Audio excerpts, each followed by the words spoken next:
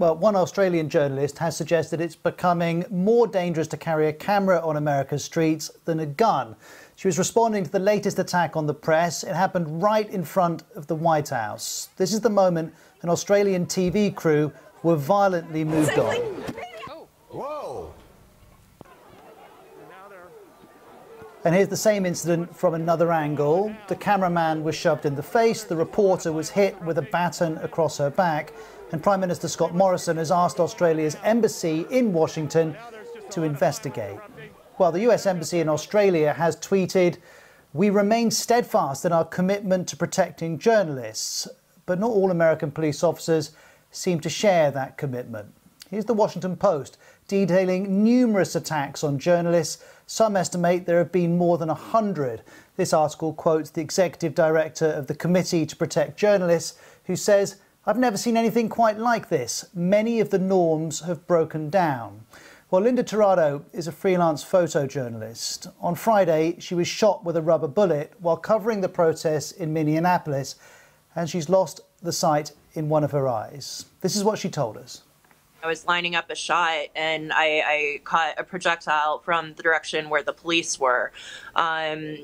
Protesters came to my aid. They grabbed me and put me in their medic van and drove me to the hospital and I was in surgery within an hour. I have been permanently blinded in my left eye. Well, a BBC team was also targeted. Cameraman Peter Mortor was working with our correspondent Aline McBall in Washington earlier this week. It was before the curfew and they were both easily identifiable as press, and this is what happened.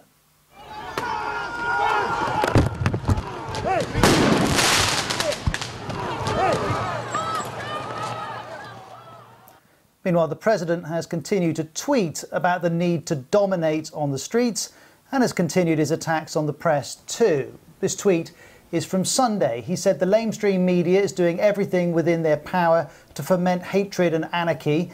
As long as everybody understands what they are doing, that they are fake news and truly bad people with a sick agenda, we can easily work through them to greatness. Now, let's be clear, there's no suggestion the president has told the police to attack journalists, but if you routinely demonise an entire group of people from a position of power, based on what history teaches us, you can reasonably expect that prejudice and hostility from others could well follow. Well, whatever the reasons, the press is being impacted by police violence, and in many cases the journalists are identified as press and are cooperating. And it's not just journalists caught up in this. When a woman was filming the National Guard and military police coming down her street in Minneapolis, this happened. Get inside! Get in your house now! Let's go! Light him up! Go inside now! Get in the house!